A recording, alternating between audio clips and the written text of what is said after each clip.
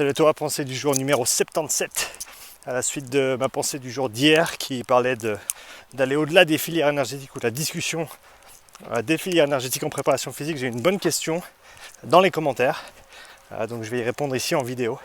Je mettrai la question ici, je vous invite à poser la vidéo pour lire la question. Il y a des bébêtes qui sortent, il fait beau, il faut profiter. Donc la question tournait autour de développement de la VO2 max. Il va se promener avec moi pendant un petit moment. Le développement de la VO2 max pour une personne sédentaire et quelle approche prendre. Et je crois que c'était TM son nom. Désolé, je ne connais pas ton nom complet. TM demandait ce que je pensais d'approcher le développement de la VO2 max pour une personne sédentaire avec des sprints répétés 2-3 fois par semaine. Plutôt que d'aller vers des intervalles de plus longue durée et de plus basse intensité. Il parlait de l'adhérence notamment des différentes personnes à ce type d'approche, surtout au début, par rapport à une approche un petit peu plus longue. Je me suis dit que c'est une question intéressante. Donc je pense déjà que pour aller un petit peu plus large que la question pour commencer, je pense que le développement de la VO2 max pour une personne sédentaire, c'est un des aspects les plus importants.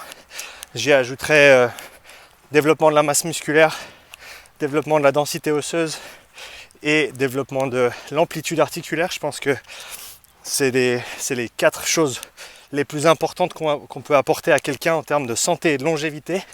VO2 max, masse musculaire, densité osseuse. Les deux sont assez rapprochés, vont ensemble plus ou moins. Et amplitude articulaire, je pense que si on peut faire ça sur quelqu'un, pour quelqu'un, plus ou moins bien, on a fait notre boulot en tant que coach. Donc pour partir de ça déjà, très important de développer la VO2 max. Maintenant si on zoome un petit peu sur cette idée-là, l'idée de la VO2 max, l'idée de la VO2 max c'est la capacité intégrée des systèmes respiratoires, cardiovasculaires et musculaires à absorber, distribuer et utiliser l'oxygène. Donc il faut maximiser le développement de ces 3 systèmes afin d'avoir le pic, on va dire, de capacité d'utilisation d'oxygène maximum. Ça, je pense que c'est quelque chose d'important. Et après, si on vient directement maintenant sur la question, développement de la VO2 max pour une personne sédentaire avec des répétitions de sprint, il faut penser à quel système ça va solliciter. Principalement, c'est clair que ça va solliciter le système musculaire plus que les 2 autres, surtout si c'est des intervalles courts. Mais à mon sens, c'est une très bonne utilisation du temps. Très bonne utilisation si on parle de système de motivation dopaminergique, si on veut parler au niveau hormonal. J'y connais pas grand chose là-dedans honnêtement, mais si vous allez écouter ce que fait Pat Davidson sur le sujet, c'est très très intéressant. Donc pour revenir au sujet original, pas que je m'égare trop, développement de la VO2 max avec des sprints répétés. Je pense que c'est une très bonne approche parce que déjà ça va être plus engageant pour la personne. Je pense que monter le plafond de performance pour quelqu'un qui n'a jamais vraiment fait d'effort physique dans sa vie ou qui n'en a pas fait pendant très longtemps, c'est une des choses les plus importantes qu'on puisse faire parce que de manière absolue, ça va simplement rendre les activités de tous les jours beaucoup moins intenses relatives on va dire au rendu maximum de la personne.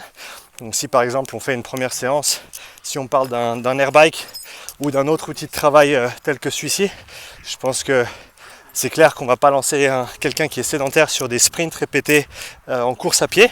On va être bien clair là-dessus. Je pense que si on utilise un médium sûr comme soit un vélo, soit un airbike, c'est certainement une des meilleures options qu'on a à disposition parce que l'amplitude de mouvement n'est pas énorme. Le potentiel de blessure, il va être bien moindre que sur beaucoup d'autres modalités qu'on peut choisir.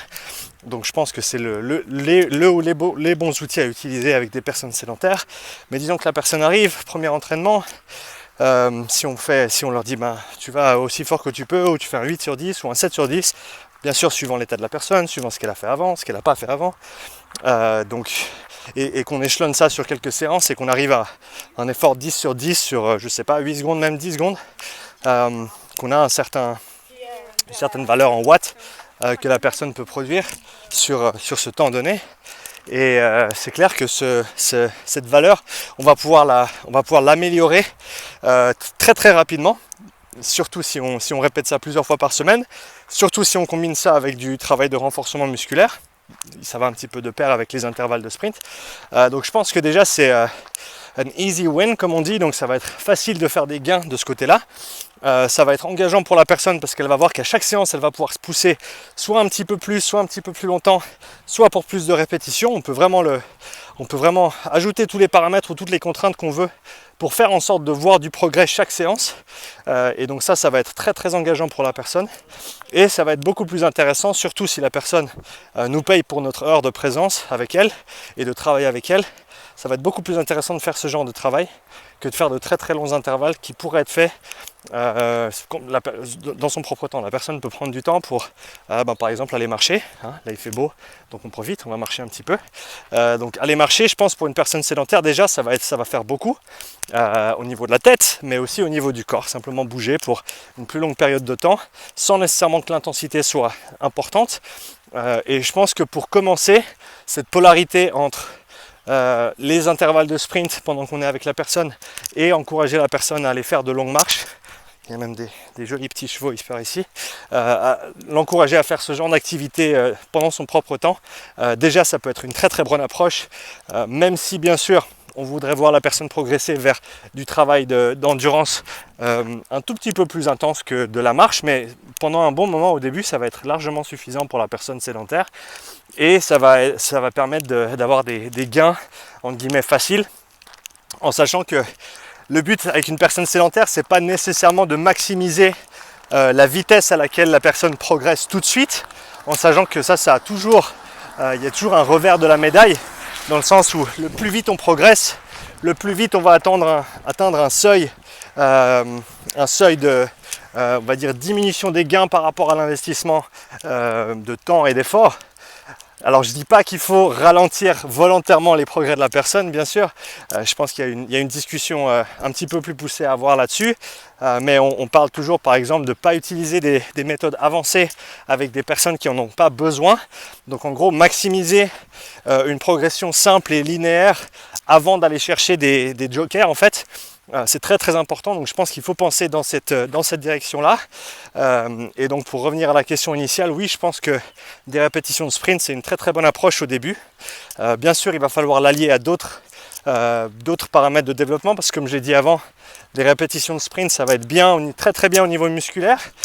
Ça va peut-être pas nécessairement, surtout si on le garde sur un temps de travail très très court, on ne va pas pouvoir nécessairement solliciter le système cardiaque, système cardiovasculaire et le système respiratoire de manière poussée. Mais encore une fois, si on parle des premiers temps avec une personne sédentaire, je pense que les répétitions de sprint sur une modalité qui est sûre pour la personne, je le répète parce que c'est important, pas sortir les choses de son contexte, je pense que c'est un très très bon investissement de temps et d'effort. Et en plus, et ça c'est un retour que j'ai eu moi des personnes avec qui je travaille, c'est que c'est un petit peu moins, c'est pas que ça fait moins mal, parce que c'est vrai que c'est des efforts très très intenses, ça pique un petit peu, mais c'est vrai que c'est des efforts qui sont, on va dire, moins inconfortables que de tenir, on va dire, une allure élevée pendant 10 minutes sur un airbike, sur un rameur, sur un vélo, pour une personne sédentaire qui n'a pas l'habitude de bouger, qui n'a pas l'habitude de transpirer. C'est clair que c'est des activités qui sont un petit peu plus dures.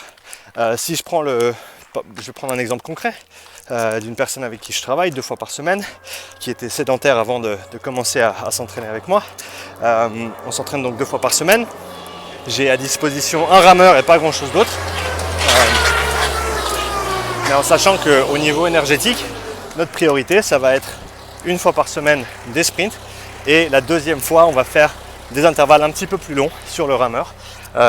Et simplement essayer de développer ce temps total de travail sans nécessairement monter l'intensité, mais simplement pour habituer le corps à faire des efforts un petit peu plus longs.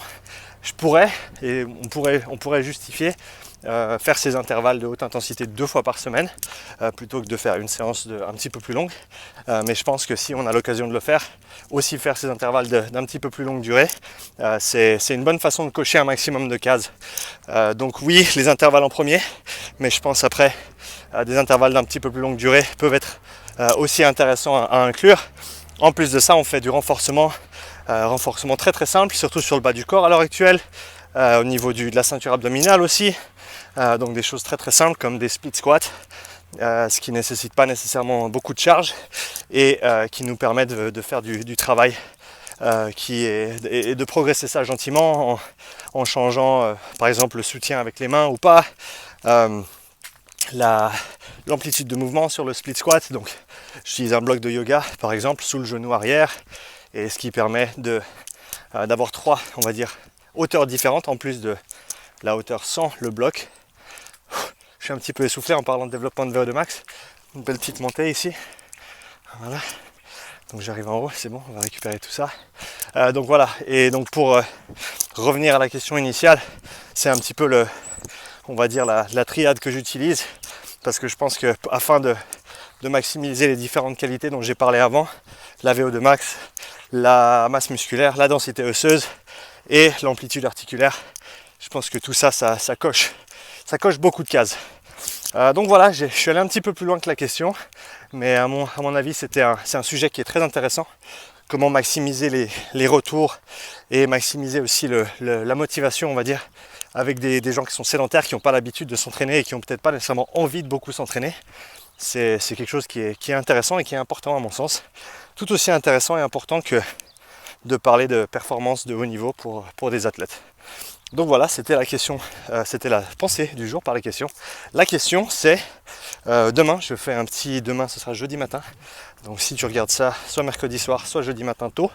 Demain matin, jeudi, je vais faire un petit question-réponse sur le Moxy. J'ai déjà quelques questions, mais si toi tu as des questions précises, spécifiques par rapport au Moxy, n'hésite pas à me les mettre en commentaire sous cette vidéo et je m'assurerai de venir les chercher avant de faire mon petit live en question-réponse pour répondre à toutes ces questions-là. Donc merci. Et en parallèle à ça, en plus des questions axées Moxy, deuxième opportunité pour laisser des commentaires par rapport à ce que je viens de dire. Donc quelle est ton approche à toi avec un client sédentaire? Quels sont tes axes de travail principaux? Qu'est-ce que tu cherches à développer? Comment est-ce que tu vas quantifier ces progrès? Et voilà, de manière pratique, comment est-ce que tu vas mettre ça en place au jour le jour ou séance par séance sur les premières semaines de travail? Merci à TM pour la question et merci à tous ceux qui ont regardé jusqu'à la fin, 12 minutes 30. On arrive au bout. Merci beaucoup et à demain, j'espère, pour la nouvelle pensée du jour. Allez, ciao!